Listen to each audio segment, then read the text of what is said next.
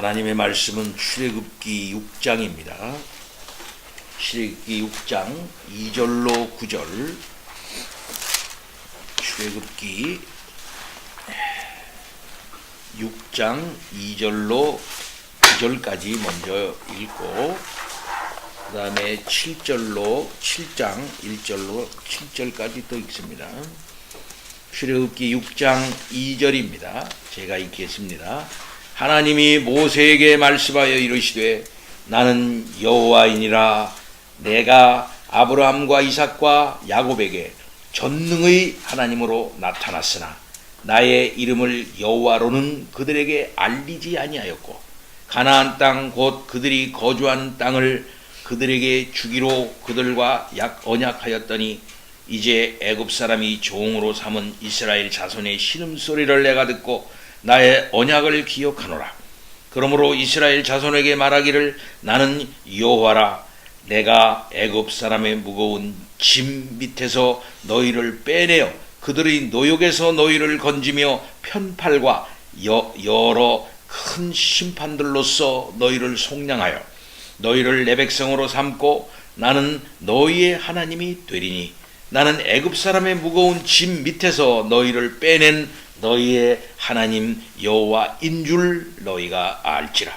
내가 아브라함과 이삭과 야곱에게 주기로 맹세한 땅으로 너희를 인도하고 그 땅을 너희에게 주어 기업을 삼게 하리라. 나는 여호와라 하셨다 하라. 모세가 이와 같이 이스라엘 자손에게 전하나 그들이 마음의 상함과 가혹한 노역으로 말미암아 모세의 말을 듣지 아니하였더라. 그 다음 7장으로 넘어갑니다. 7장 1절로 7절까지 봅니다. 여호와께서 모세에게 이르시되 볼지어다 내가 너를 바로에게 신같이 되게 하였은즉 내 형 아론은 네 대언자가 되리니 내가 네게 명령한 바를 너는 내 형 아론에게 말하고 그는 바로에게 말하여 그에게 이스라엘 자손을 그 땅에서 내보내게 할지니라. 내가 바로의 마음을 완악하게 하고 내 표징과 내 이적을 애굽 땅에서 많이 행할 것이나 바로가 너희의 말을 듣지 아니할 터인즉 내가 내 손을 애굽에 뻗쳐 여러 큰 심판을 내리고 내 군대 내 백성 이스라엘 자손을 그 땅에서 인도하여 낼지라. 내가 내 손을 애굽 위에 펴서 이스라엘 자손을 그 땅에서 인도하여 낼 때에야 애굽 사람이 나를 여호와인 줄 알리라 하시매 모세와 아론이 여호와께서 자기에게 명령하신 대로 행하였더라. 그들이 바로에게 말할 때 모세는 80세였고 아론은 83세였더라. 아멘.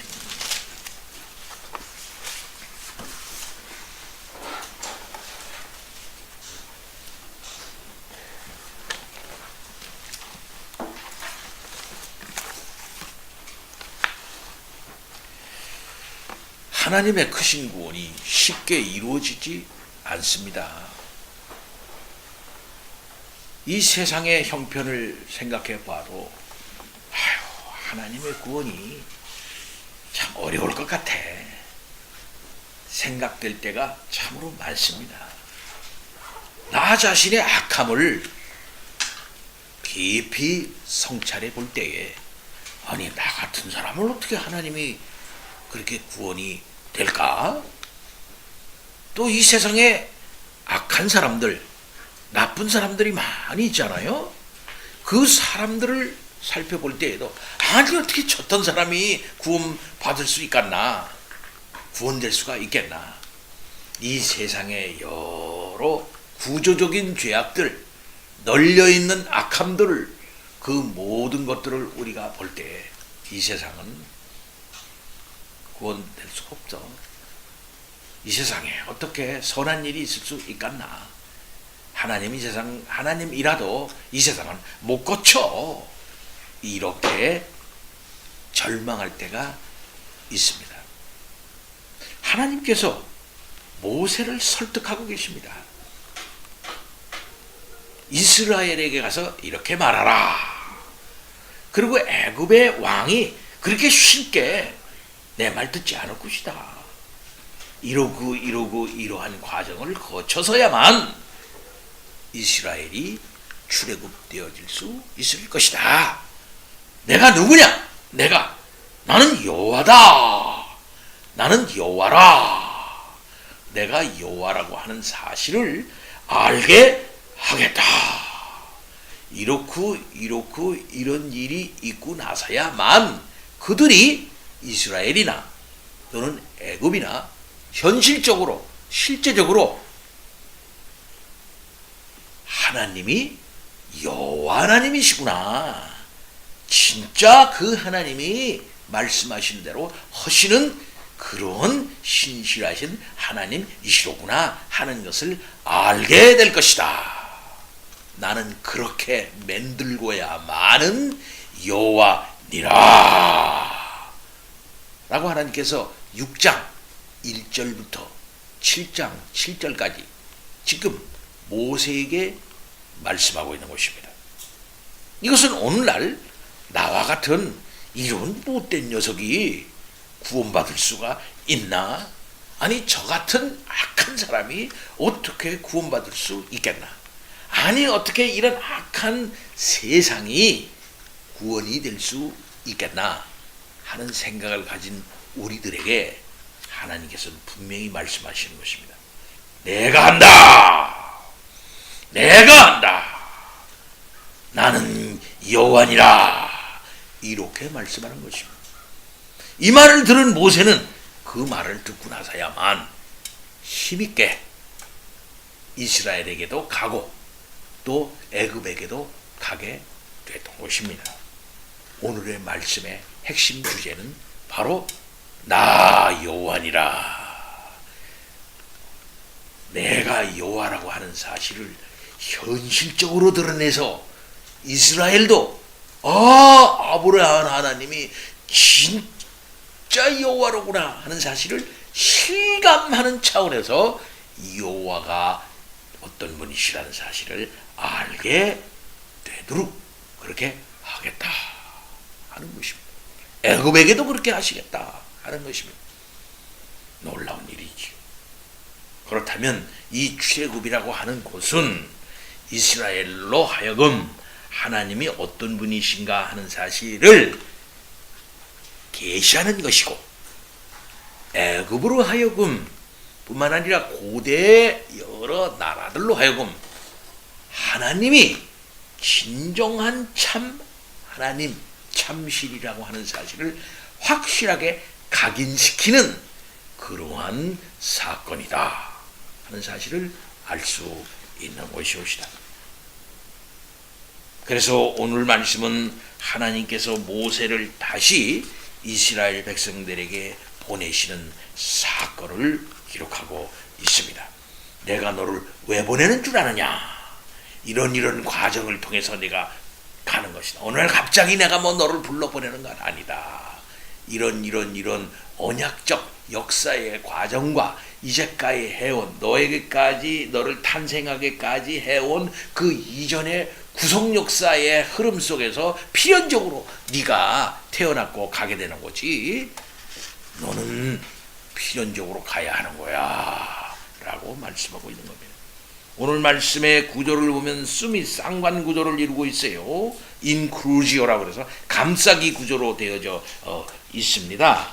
앞에도 한 말씀, 뒤에도 한 말씀, 그 가운데 있는 말씀, 이렇게 되고 있어요. 6장 2절로 13절 말씀을 보면은 하나님께서는 모세를 이스라엘 백성에게 다시 보내면서 사명을 다시금 확실하게 각인시켜주고 있는 것을 볼 수 있습니다. 6장 28절부터 7장 7절의 말씀을 보면은 하나님께서 다시 모세에게 소명을 재확인하고 있는 것입니다.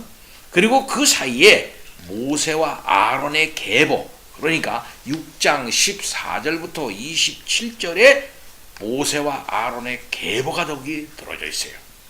하나님께서 모세를 다시 보내면서 사명을 다시 확인시켜 주시면서 왜 모세와 아론의 계보를 이야기하는 것일까요? 우리가 그 의미를 바르게 이해할 때 본문의 말씀을 통해서 하나님께서 어떤 뜻을 우리들에게 가지고 말씀하고 계신가? 구속 역사에 피할 수가 없는 그 놀라운 어떤 거부할 수 없는 필연성이 모세의 어깨에 지어졌다 하는 사실을 통해서 모세를 설득하고 계신 하나님이신 것이죠.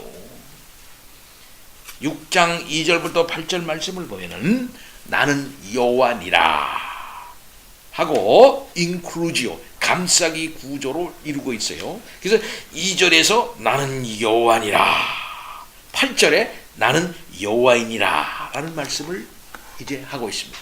그러니까 앞에서 여호와니라, 뒤에서 여호와니라 라는 그렇게 말씀을 하면서 그 가운데 있는 말씀을 통해서 여호와다라고 하는 사실을 이제 확실하게 알도록 하시겠다는 거죠. 출애굽기에서는 하나님께서 나는 여호와이니라 라고 하시는 것은 여기가 처음 있는 부분입니다. 하나님께서는 자신이 여호와 곧 언약하신 것을 반드시 이루는 하나님이시라는 겁니다. 여호와라고 하는 이름은 그 성경신학적인 의미가 뭐냐 할 것 같으면은 언약하신 것을 꼭 이루는 하나님이라는 거예요. 네. 그런 뜻을 갖고 있어요. 9절 말씀을 보면은 이스라엘 백성들은 마음의 상함과 노욕의 혹독함으로 말미암아 모세의 말을 듣지를 않았습니다. 이런 그들에게 하나님께서는 자신이 여호와이심을 밝히고 있는 것입니다.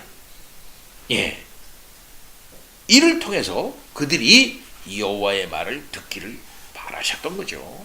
3절 말씀을 보면은 내가 아브라함과 이삭과 야곱에게 전능의 하나님으로 나타났으나 나의 이름을 여호와로는 그들에게 알리지 아니하였고 라고 말씀합니다. 이게 무슨 말씀이에요?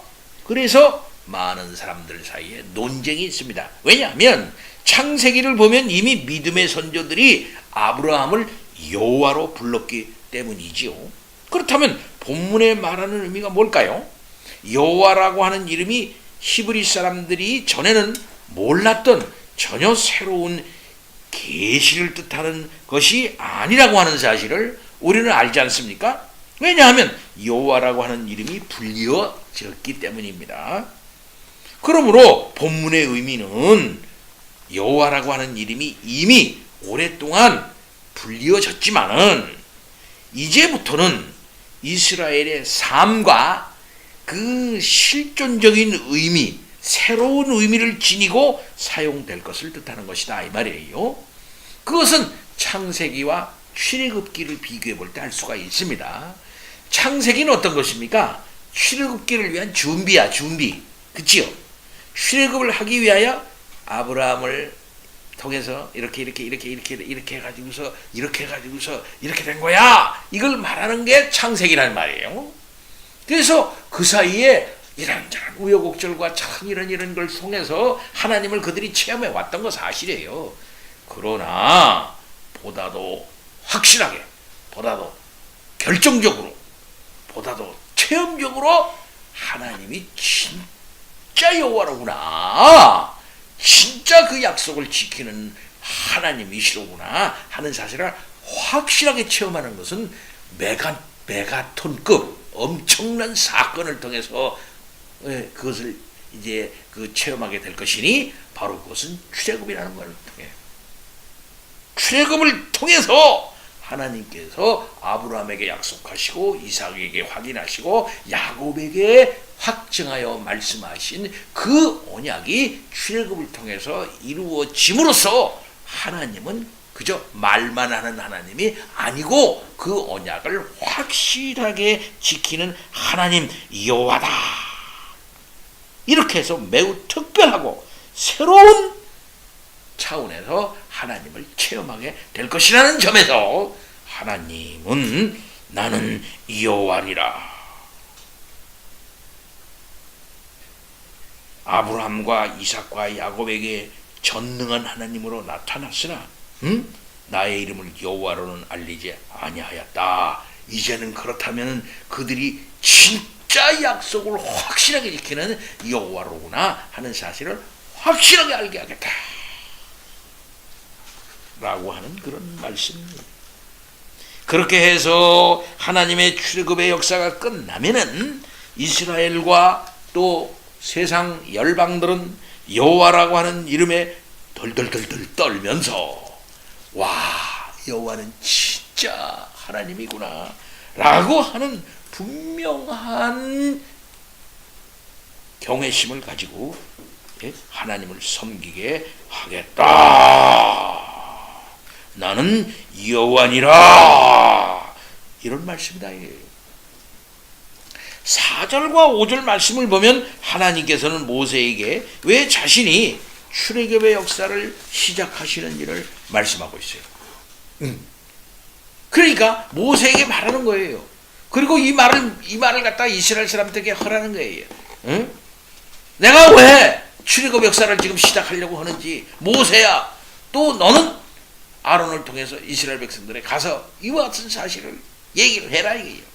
가나안 땅, 곧 그들이 거류하는 땅을 주기로 그들과 언약하였더니 이제 애굽 사람이 종을 삼은 이스라엘 자손의 신음을 내가 듣고 나의 언약을 기억하노라. 하나님께서 출애굽 역사를 이루시는 것은 믿음의 조상들에게 하신 그 언약을 성취하시기 위함이라는 거죠.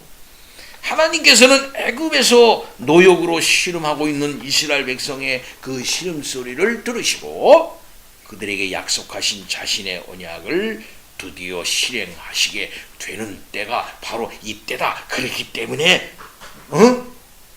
모세 너를 보내는 것이고 이스라엘 백성들아 내가 보낸 모세의 말을 니네들이 들어야 할 이유가 여기에 있는 거야 라는 것을 말씀합니다. 하나님께서는 자신의 때가 이르자 이렇게 아브라함과 믿음의 조상들에게 약속하신 자신의 언약을 이루기 위해서 모세를 부르지 않았습니까? 그리고 그를 통해서 이스라엘 백성에게 자신의 이러한 구속역사적 실행 단계에 이르러 있는 하나님의 이 결정적인 뜻을, 그런 결정적인 뜻을 알려라 이 말이에요. 그러면 하나님께서 모세에게 자신의 백성들에게 전하라고 하신 말씀이 뭡니까? 그게 6절서부터 8절이에요. 그러므로 이스라엘 자손에게 말하기를 나는 여호와라. 내가 애굽 사람의 무거운 짐 밑에서 너희를 빼내어 그들이 노역에서 너희를 건지며 편팔과 큰 심판들로서 너희를 속량하여 너희를 내 백성으로 삼고 나는 너희 하나님이 되리니 나는 애굽 사람의 무거운 짐 밑에서 너희를 빼어낸 너희 하나님 여호와인 줄 너희가 알지라. 내가 아브라함과 이삭과 야곱에게 주기로 맹세한 땅으로 너희를 인도하고 그 땅을 너희에게 주어 기업을 삼게 하리라. 나는 여호와라 하셨다 하라. 이 안에 하나님의 모든 구속사적 역사의 깊은 뜻이 숨어 있는 거예요. 이것을 너도 알고 네 백성, 내가 가서 히브리 백성인 내 백성들에게도 알아야 한다는 거죠. 여기는 7개의 동사가 있어요. 히브리의 말에 7개의 동사 모두가 신적인 1인칭 단수입니다. 신적 1인칭 강조가 있어요. 내가 하나님이 처음부터 끝까지 애굽의 출애굽의 역사를 계획하시고 내가 계획했다. 내가 주도한다. 또 그것을 끝맺을 것임을 확실하게 모세에게도 말하고 이스라엘 백성들에게 확실하게 얘기하고 있는 거예요. 출애굽의 역사는 내가 계획했다. 내가 주도한다. 내가 친히 이룬다. 그러면 출애굽 역사의 최종 목적이 뭐라는 겁니까? 최종 목적을 하나님은 7절에 말해요. 너희를 내 백성 삼고 나는 너희 하나님이 되리니 나는 애굽 사람의 무거운 짐 밑에서 너희를 빼어낸 너희 하나님 여호와인 줄 너희가 알지라. 시내산에서 하나님과 이스라엘 백성 사이에 맺어진 언약을 예고하고 있는 것입니다. 나는 너희의 하나님이 되겠다. 너희는 내 백성이 되어라. 라고 하는 언약의 핵심적인 조항이 여기 확실하게 말하고 있어요. 너희는 내 백성 삼고 너희를 나는 너희의 하나님이 되겠다. 그렇게 해서 내가 너희의 하나님 여호와라고 하는 사실을 확실하게 알리겠다. 이 말이에요. 즉 출애굽의 역사는 하나님과 이스라엘 백성 사이에 매우 독특하고 특별한 관계 형성을 향해 진행되고 있다는 겁니다. 시내산에 가서 나는 너희의 하나님이 되고 너희는 내 백성이 되는 이 결정적인 확실하고 분명한 변하지 아니한 언약 관계에 들어가게 하기 위해서 그 전초적 단계로서 내가 너희를 출애굽시켜가지고 그걸 데려가려는 거야. 이 말이에요. 하나님께서 이스라엘을 구원하기 위해서 모세를 보내신 것은 단순히 그들을 애굽 사람의 압제에서 해방시키기 위한 것만은 아니라는 겁니다. 하나님께서 이스라엘 백성을 애굽의 압제에서 구원하시는 것은 그들을 자기 백성 삼고자 하는 거예요.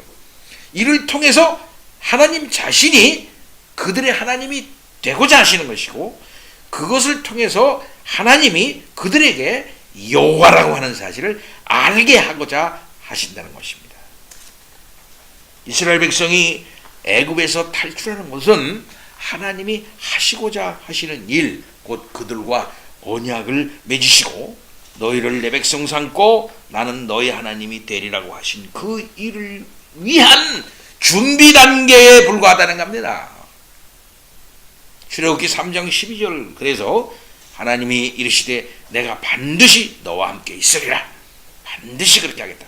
네가 백성을 애굽에서 인도해낸 후에 너희가 이 산에서 하나님을 섬기리니 이것이 네가 너를 보낸 증거니라.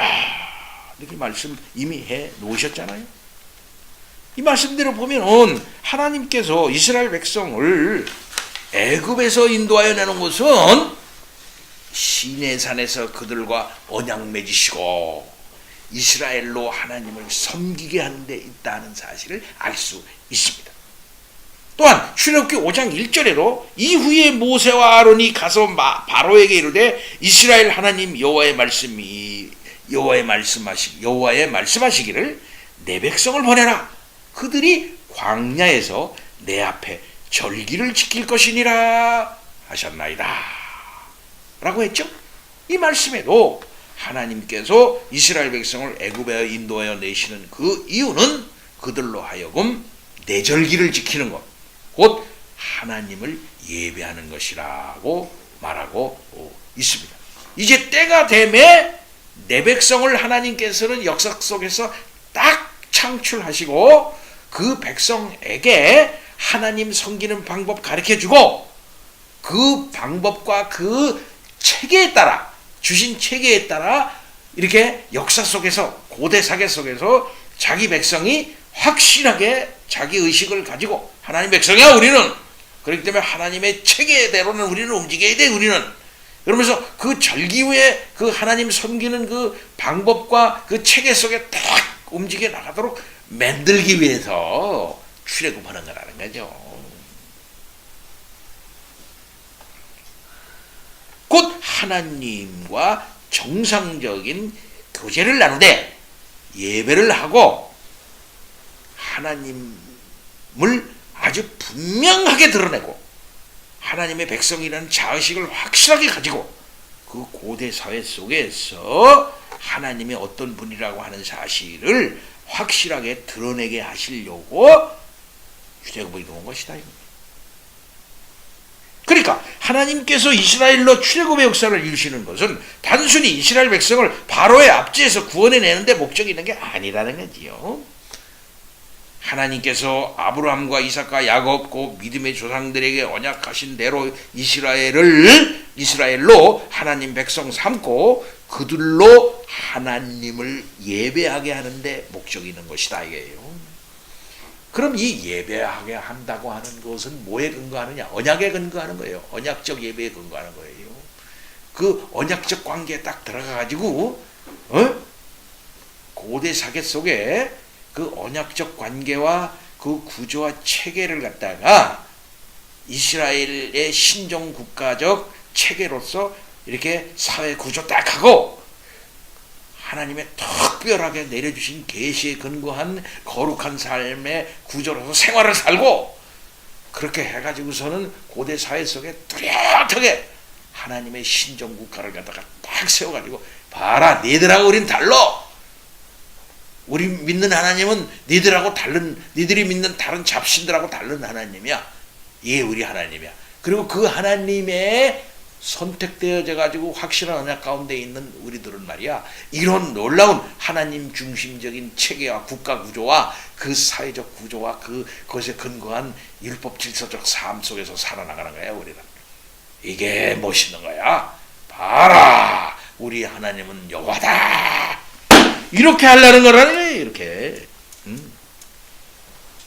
그러니 이스라엘 백성들이 하나님과 특별한 관계를 맺고 하나님이 백성 되기 위해서 출애굽을 이게 경험하고서 그걸로 가야 하는 것이 하나님의 역사의 진전 방향이야. 이게 순 방향이야.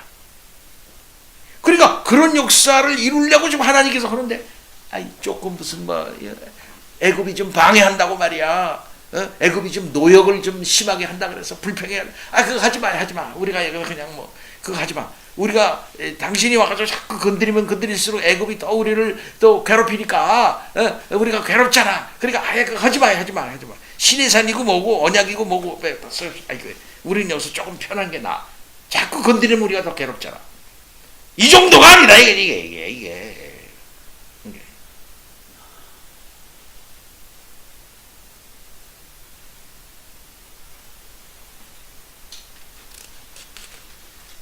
이스라엘 백성이 하나님과 이 특별한 언약을 맺는다고 하는 것은 그렇기 때문에 놀라운 복이요 영광이 아닐 수가 없는 거예요.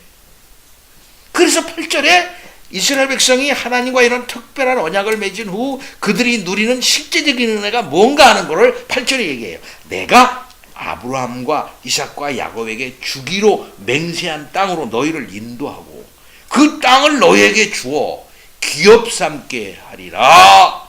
나는 여호와라 하셨다고 하라. 땅 줄게. 땅 줄게. 응? 너는 지금 고센 땅에서 애굽 사람들 땅에서 종노릇 하고 있잖아. 니네 땅 아니잖아. 그리고 니의 조상들 아브라함과 이삭과 야곱도 무슨 땅 가졌냐? 그 땅 가져봤자 아브라함이 햇사람에게 산 막벨라 굴, 그 얼마 안 되는 밭, 그거 막벨라 굴밖에 산 거 없고 다 유리하며 가고. 예? 이삭 같은 경우에는 돈 벌어가지고 굉장한 자산이 있는 자지만은 우물을 파면 다시 백성이 와서 빼앗고 또 양보하고 그렇게 다니지 않았냐 말이야. 응? 심지어 가나안 땅에 수많은 이 가뭄이 들어가지고서는 먹을 게 없어가지고 그야말로 좋은 땅 애굽 땅에서는 쌀을 구할러 먹을 걸 구할러 그걸 갖지 않았느냐. 내가 너희를 인도해가지고서 땅을 주는데 그걸 갖다가 영원한 기업으로 내가 너희에게 주겠다. 기업으로 주겠다. 대대로 물리는 것이다. 하나님께서 그들에게 약속하신 놀라운 복이다 이 말이에요. 그러고 뿐만 아니라 7절에는 아야 너희는 내 백성으로 내가 삼고 나는 너의 하나님이 되겠다. 내가 누구냐 내가 너의 하나님이 돼가지고 너희에게 필요한 모든 거 내가 너에게 주고 싶은 거 다 너희에게 주겠다 말이야. 나는 너의 하나님이 되겠다. 이거 하나님께서는 믿음의 조상들에게 주기로 약속한 땅으로 인도해 주시고 기업 삼게 해주시고 하나님이 그들의 하나님 되게 해주시겠다고 하는 이 약속을 실현하는 일이다. 이런 큰 복을 이스라엘 백성들에게 얘기하는 이스라엘 백성들이 아이고 우리 싫습니다. 이렇게 지금 헐국면이 아니야 얘들아. 하나님이 말씀하시는 거예요. 그래서 모세의 말에 대한 이스라엘 백성의 반응이 어떻습니까? 9절 보면은 그들은 마음의 상함과 노욕의 가혹함으로 인해 모세의 말을 듣지 않습니다. 이스라엘 백성들은 미래의 복보다 오늘 당장 자신들의 고통이 감소되는 것을 원했던 겁니다. 모세는 하나님의 말씀으로 이스라엘을 위로하고 설득하는 데 실패하고 돌아옵니다. 그러면 하나님께서 자신의 언약을 취소하시겠습니까? 에이, 하나님 아버지, 이스라엘 사람들이 싫다고 그러네요. 어떻게 하면 좋아요? 내가 가서 말하면 말할수록 이 애굽 사람이 더 노역을 더 심하게 한다고 싫다고 그러네요. 예? 아브라함에게 약속하신 거 뭐 이런 거 우리 어른들에게 약속하신 그거 모든 거 그거 뭐 별 상관 없다고 그러네요. 현실이 어려워. 현실이 어려워서 안 된대요. 현실이 괴롭다는 거예요. 이거예요. 그러나 하나님은 그게 아니에요. 하나님의 이름이 뭐냐 이 말이야. 단지 전능하신 하나님이 아니라 여호와 하나님이다 이 말이야. 여호와 하나님. 내 언약을 반드시 이루어 내고야만은 하나님. 모세가 가기 싫어해도 이스라엘 백성이 믿지 않아도 하나님은 자신의 언약을 이루시는 하나님이다 이거예요. 예. 그래서 10절부터 11절에 여호와 하나님은 실패와 좌절에 사로잡혀 있는 모세에게 다시 바로에게 가라. 이스라엘 자손을 그 땅에서 내보내게 하라. 라고 말씀하시는 거죠. 이에 모세의 반응이 어떻습니까? 12절 모세가 여호와 앞에 아뢰어 이르되 이스라엘 자손도 나를 듣지 않거든. 하나님의 그 백성 된다고 하는 이스라엘 사람도 내 말 안 듣는데 바로가 듣겠습니까? 바로가 어찌 들으니까? 나는 입이 둔한 자니이다. 안 돼요. 모세도 안 된다 그래. 이스라엘도 안 된다 그래. 하나님은 내가 한다 이놈아. 나는 여호와니라. 모세는 이스라엘 자손도 내 말 듣지 않았는데 어떻게 바로가 제 말 듣겠냐고 퉁명스럽게 대답해요. 그러면서 그는 나는 입이 둔해서 말 못해요. 그러니까 13절에 보면 여호와께서 모세와 아론에게 말씀하사 그들로 이스라엘 자손과 애굽 왕 바로에게 명을 전하고 이스라엘 자손을 애굽 땅에서 인도하여 내게 하시니라. 이렇게 하는 거예요.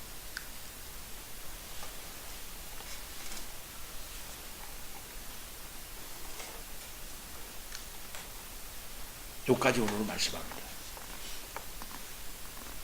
그러고 나서 아까 얘기한 족보가 나오는 거야. 모세와 아론의 족보가 나와. 왜 갑자기 족보가 나오는 거야 여기? 왜 갑자기 나오는 거야? 그 말은 뭡니까? 모세야, 너는 갑자기 태어난 자가 아니야. 내가 계획을 해가지고 이때 써먹으려고 내가 너를 만들고 네 조상 때부터 함께하고 그렇게 하고 아람도 마찬가지야. 그 구속 역사적 내가 작정해서 예정해가지고서 이렇게까지 너를 이 땅에 태어나게 하고 이렇게 한 그 역사가 있는 거야. 너는 어느 날 갑자기 내가 뭐 턱 건져내가지고 쓰는 그런 자가 아니야. 너는 응? 사랑하는 성도 여러분, 하나님의 구원은 어느 날 갑자기 하나님이 무슨 이거 해봐야 되겠네. 이거 안 되네. 저거 봐야 되겠네. 제가 알프스산 얘기하는 나폴레옹이 알프스 넘어갈 때 산에 올라 군대에 제가 여기 꼭대기 올라갔어. 여기 이 산 아닌가 보다. 야, 저 산인가 보다. 가자. 피곤해가지고 왔다 갔다. 그렇게 하는 하나님이 아니다 이 말이에요. 응? 우리 하나님은 이미도 완벽한 작정을 하여 계셨고 완벽한 하나님의 그 미리 정하심의 뜻에 따라서 구속 역사를 진행해 나가시되 그것을 이루시는 당사자인 사역자들과 그 혜택을 받는 사람들에게도 강제로 구원합니까? 강제로. 하연아, 재현아, 재영아, 제이야, 너 강제로 구원받지. 그지? 강제로 천국 가는 거지. 아니 싫은데 하나님 자꾸 난 지옥 가고 싶은데요. 왜 강제로 천국 보내요? 강제로 천국 갑니까 우리가? 우리를 설득하셔서 그 나라가 얼마나 아름다운지, 얼마나 영화로운지, 얼마나 좋은지 다 가르쳐 주시고 기뻐하고 즐거워하고 소망하는 가운데 우리를 갖다가 하나님의 구원 세계로 이끄시는 거예요. 그 은혜가 우리에게 있는 거예요. 모세를 이토록 설득하지 않습니까? 하나님 계속 설득해 오시지 않았어요? 예? 모세를 강제로 보내는 거 아니잖아. 이스라엘을 강제로 구원시키는 거 아니잖아. 지금 말씀하신 내용은 창세기를 줄 훑어 나오시는 거예요. 하나님께서 그 오랜 창세기의 역사를 줄 훑어 나오시면서 설득하는 거예요. 모세를 설득하고 이스라엘을 설득을 해가지고서는 하나님은 하나님의 구원을 이루셔서 봐라, 나는 여호와니라. 나는 내 말을 하나도 어김없이 1.1획도 어김없이 확실하게 성취해서 이루는 여호와다. 너희들이 진짜 믿을 만한 하나님이란 것을 내가 알려주겠다. 이런 하나님, 이런 하나님 우리가 참 섬기고 있는 거고요, 예배하고 있는 겁니다. 하나님 좋지요. 이런 하나님을 믿고 끝까지 우리도 신실한 가운데 서가는, 믿음 가운데 서가는 성도 여러분 다 될 수 있기를 바랍니다. 아멘. 다 같이 기도합니다. 하나님 아버지, 찬송과 영광을 돌립니다. 주께서 말씀하신 바를 이렇게 이루시고 우리가 알지 못하고 무지하고 정말 아무것도 몰랐을 때 우리를 설득하여 주시고 눈을 열어 주셔서 보게 하시고 깨닫게 하여 주시면서 우리를 이끌어 가시니 참으로 감사합니다. 아버지 하나님, 더욱더 깨닫게 하시고 더욱더 밝혀 주옵소서. 감사합니다. 예수 그리스도 이름으로 기도하옵나이다. 아멘.